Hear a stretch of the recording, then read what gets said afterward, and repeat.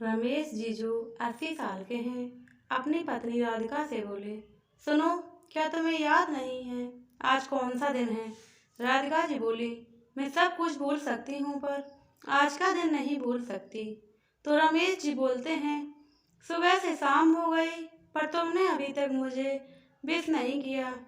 तो राधिका जी बोली, इस उम्र में क्या ही शादी की सालगिरह और क्या ही जन्मदिन की बधाइयाँ। अब तो भगवान अपने पास बुला ले, उसी की तैयारी चल रही है। ना जाने ऊपर वाला कब आए और हमें इस जिंदगी से आज़ाद करा दे। रमेश जी कहते हैं, तुम तो बेकार में इतनी परेशान रहती हो, एक दिन भी खुश नहीं रह सकती। तुम्हें पता है आज हमारी शादी की 60वीं सालगिरह है। राधिका जी, ये 60 साल कैसे बीत गए पता ही नहीं चला, लेकिन अब तो एक एक पल बड़ी मुश्किल से कटता है। राधिका जी कहती हैं कि मैं तो कहती हूँ कि 60 के बाद माता पिता को मर ही जाना चाहिए।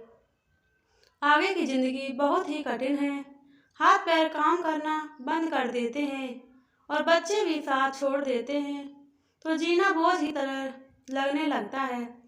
रमेश जी कहते हैं, गलती मेरी है, मुझे माफ़ कर दो, मैं तुम्हारे लिए कुछ नहीं कर पाया। अब सोचता हूँ कि हमारे बुढ़ापे के लिए कुछ ना कुछ करके रखना चाहिए था, लेकिन तब तो यही लगता था कि सब कुछ बच्चे ही हैं, उनकी खुशी के आगे कुछ भी नज़र आता नहीं था। जब सबके बच्चे सरकारी स्कूलों में जाते थे तब हमने अपने बच्चों को इंग्लिश मीडियम में पढ़ाया। हमेशा बच्चे की खुशी को प्राथमिकता दी। हमेशा यही सोचा कि बच्चे सफल हो जाएं, माँ बाप को इससे ज़्यादा और क्या चाहिए। लेकिन आज मुझे लगता है कि कभी बच्चों को औकात से ज़्यादा नहीं देना चाहिए। जब बच्चे ज़्यादा पढ़ लिख जाते हैं तो माँ बाप को भूल जाते हैं। उनकी अच्छी से अच्छी शिक्षा के लिए हमने हाथ खाली कर दिए। सब कुछ तो पहले ही बच्चों के लिए गवा चुके थे। एक घर था, वो भी छोटे बेटे की डॉक्टरी के चक्कर में बिक गया। अब वो चेन्नई में है, उसे हमसे कोई मतलब नहीं।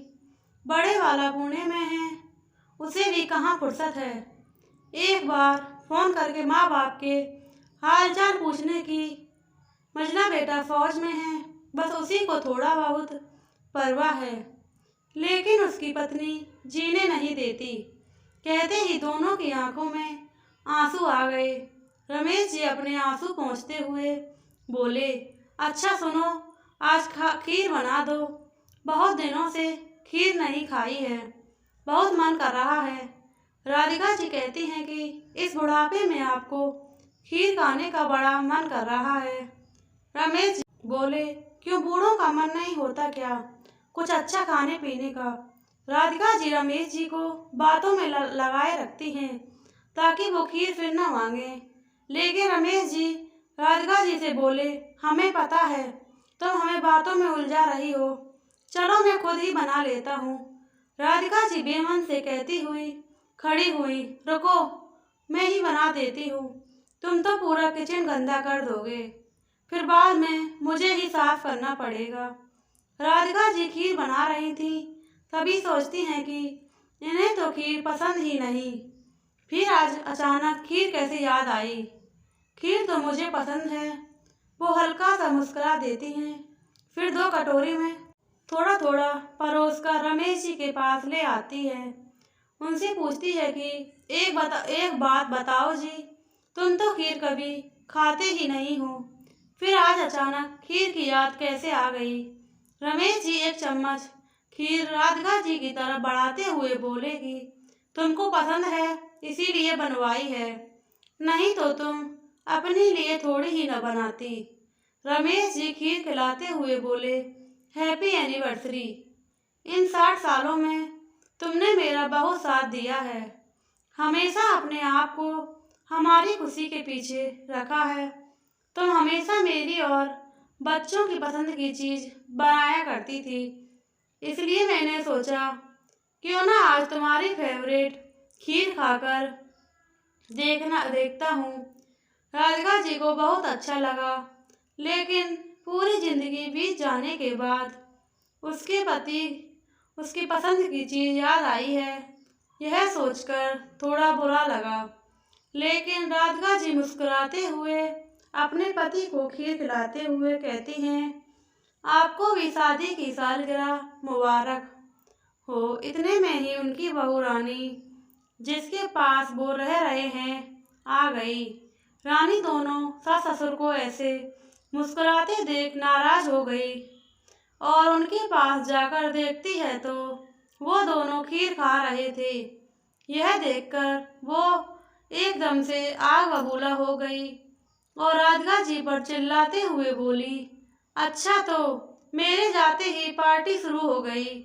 बुढ़ापे में दोनों को रोमांस सूझ रहा है, पैर कवर में लटके हैं, यहाँ प्यार उमड़ रहा है। वैसे मेरे पीछे से किचन में घुसने की हिम्मत कैसे हुई आपकी? ये आपका घर नहीं। अगर तुम दोनों को यहाँ रहना है तो मेरे हिसाब से रहना पड़ेगा, नहीं तो निकल जाओ इस घर से। और भी दो बेटे बहू हैं आपके, उनके घर पर जाकर रहो। रमेश जी बोले, बहू तुम इतना गुस्सा क्यों कर रही हो? बस खीर ही तो बनाई है। रानियों को और गुस्सा आता जाता है और अपने सास ससुर से कहती है, मुझसे बिना पूछे खीर क्यों बनाई? पता है दूध कितना महंगा है। अगर बनानी थी तो मेरे किटी पार्टी से आने का इंतजार कर लेते। कल मेरे यहाँ किटी पार्टी है तो मुझे इसी दूध से दही जमानी थी। लेकिन तुम लोगों को दूसरों से क्या मतलब? हमेशा अपने मन की ही करनी होती है। राधिका जी कहती हैं, बहू मैंने बहुत कम दूध की बनाई है खीर। रानी चिल्लाते हुए बोली, मुझे ज्ञान मत दो। आगे से मेरी किचन में मुझसे बिना बताए घुसी तो मुझसे बुरा कोई नहीं होगा। राधिका जी कहते हैं, बहू हमारे बेटे की कमाई है। अगर आज जरा बहुत हमने खा लिया तो क्या हो गया? ऐसा कौन सा गुनाह कर दिया हमने? हमारा भी बेटा है वो, उसकी कमाई पर हमारा भी हक है। अब तो रानी को इतना गुस्सा आया कि उसने कटोरी में हाथ मारा और खीर जमीन पर जा गिरी। इसी बीच रानी के पापा आ गए। वो किसी काम से वहीं पास में आए थे, वहीं से गुजर रहे थे तो सोचा अपनी बेटी से मिल लें। लेकिन जब उन्होंने अपनी बेटी की ये हरकत देखी तो दरवाजे के बाहर खड़े होकर अपनी बेटी रानी की बातें सुनने लगे। रानी गुस्से में अपने सास ससुर पर चिल्लाए जा रही थी, होगा तुम्हारा बेटा, लेकिन अब वो मेरा पति है। इस घर की मुखिया मैं हूँ, मैं जैसा कहूँगी इस घर में वैसा ही होगा। यहाँ मेरी मर्जी चलेगी, तुम्हारी मर्जी नहीं चलेगी। यह कहते हुए रानी अपने कमरे में चली गई। दोनों सास ससुर बैठे बैठे अपने भाग्य पर रो रहे थे। रानी के पिता बिना मिले अपनी बेटी से निराश होकर घर से वापस आ जाते हैं। रानी की माँ उन्हें परेशान देखकर कहती है, क्या हुआ? आप कुछ परेशान लग रहे हो। रानी के पापा कहते हैं, सरिता हम अपने बच्चों को अच्छी शिक्षा तो दे दी, लेकिन इंसानियत की शिक्षा नहीं दे पाए। उनकी आंखों में आंसू भर आए। सरिता जी बोली, क्या हुआ? आप ऐसा क्यों बोल रहे हो? रानी के पिताजी ने कहा कि आज मैं देखा कि रानी अपने सास ससुर के साथ जानवरों जैसा बर्ताव कर रही थी। रानी की माँ बोली, तो आपने उसे डांटा क्यों नहीं? रानी के पिता बोले, मुझे कुछ भी समझ नहीं आ रहा था, इसलिए मैं वहाँ से वापस आ गया। माँ कहती है कि वो ऐसे कैसे कर सकती है अपने सास ससुर के साथ, आपको समझाना चाहिए था। रानी के पिता बोले, आज मैं बड़ा हारा हुआ महसूस कर रहा हूँ कि मैंने अपनी बेटी को सब कुछ सिखा दिया, लेकिन अच्छा इंसान कैसे बनते हैं वो नहीं सिखा पाया। रानी की माँ भारी बातें सुनकर रानी के पापा से कहती हैं कि अच्छा ऐसा करो, तुम रानी को यहाँ ले आओ। तो रानी के पापा बोले, मैं उसे यहाँ लेकर नहीं आऊँगा। मैं तो ऐसा सोच रहा हूँ कि उससे सारे रिश्ते नाते तोड़ दूँ। सरिता जी कहती हैं कि नहीं, हम ऐसा नहीं कर सकते। अगर हमारे बच्चे भटक जाएं तो उनको सही रास्ते पर लाना हमारा फर्ज है। इसलिए मैं आपसे कह रही हूँ, आप कल जाकर उसे यहाँ ले आओ। मैंने कुछ सोचा है, लेकिन आप इस बारे में उसे कुछ बताना नहीं। पापा भारी मन से अगले दिन रानी के घर पहुँच जाते हैं और उसके सास ससुर से हाथ जोड़कर प्रणाम करते हैं और कहते हैं कि एक दिन के लिए रानी को उसकी माँ बुला रही है, तो क्या मैं ले जा सकता हूँ। सास ससुर की वैसे भी कहाँ चलती है, पर वह फिर भी कहते हैं ठीक है। रानी अपने मायके पहुँच जाती है।